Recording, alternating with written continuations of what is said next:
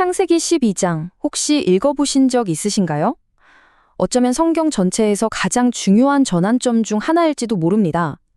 모든 게 실패한 것처럼 보였던 바로 그 순간, 하나님이 어떻게 한 사람을 통해 인류의 역사를 리셋하시는지 그 놀라운 이야기를 한번 깊이 들여다보겠습니다.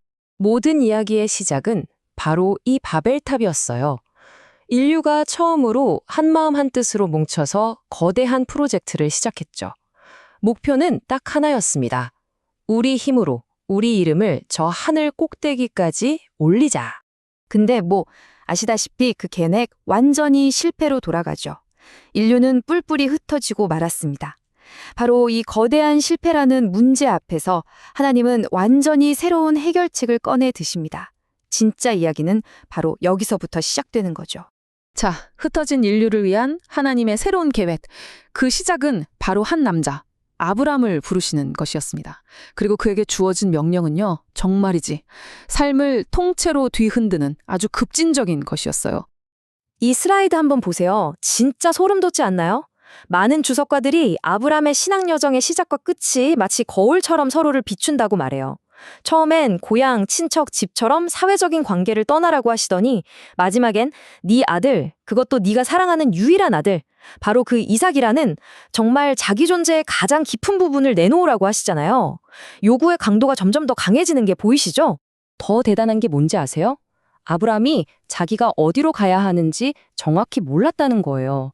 목적지가 정해진 게 아니라 내가 너에게 보여줄 땅이라는 그 약속 하나만 믿고 일단 떠나야 했던 거죠.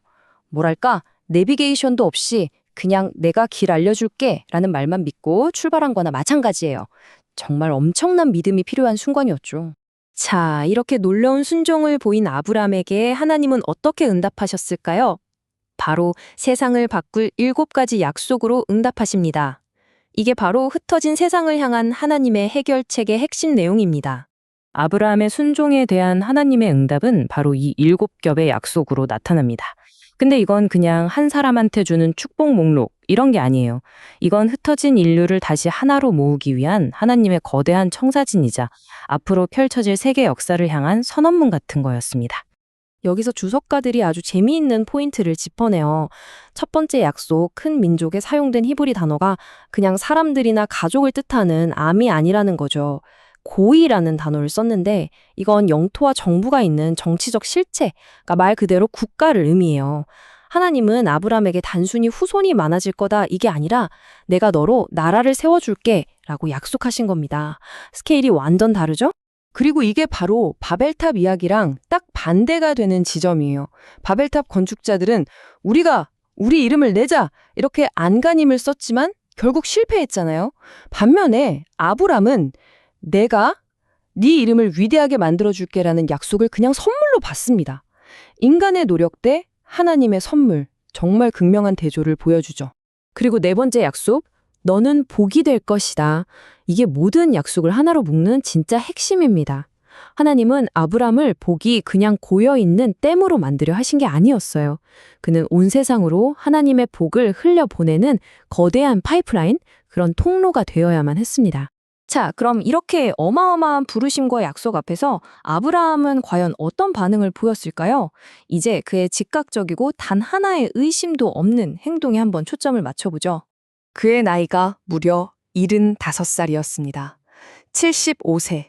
보통 모든 걸 이루고 안정적인 노후를 보낼 나이잖아요. 그런데 그 나이에 평생 일군 모든 것을 버리고 어디로 가는지도 모르는 길을 떠난 겁니다. 그의 나이를 생각하면 그의 믿음이 얼마나 컸는지, 또 그의 삶이 얼마나 송두리째 흔들렸을지 짐작이 가시죠.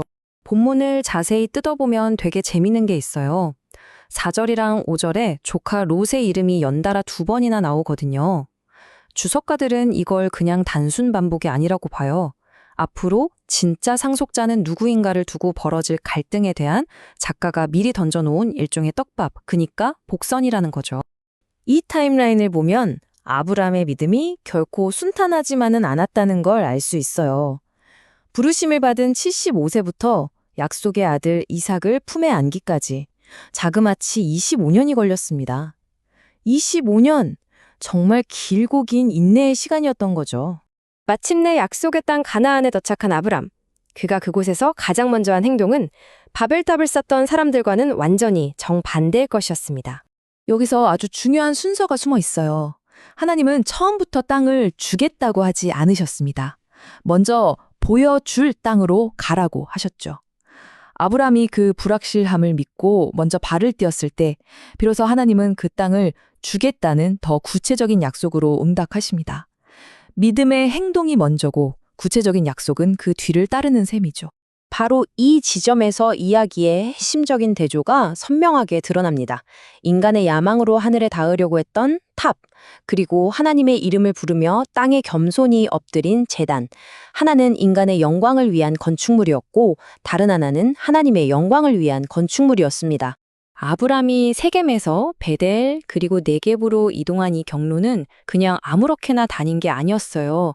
주석가들에 따르면 이 길은 훗날 그의 후손인 이스라엘 민족이 가나안 땅을 정복할 때 따를 경로를 상징적으로 미리 보여주는 것이었습니다.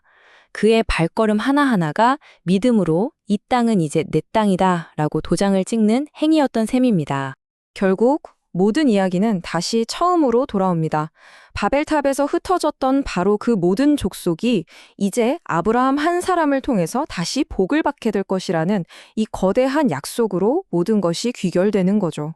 그래서 이 오래된 이야기는 결국 오늘을 사는 우리 각자에게 이런 질문을 던집니다. 내 삶이 단순히 복을 받는 것에 그치지 않고 나를 통해 다른 사람에게 복이 흘러가게 하는 통로가 된다는 건 과연 어떤 의미일까요?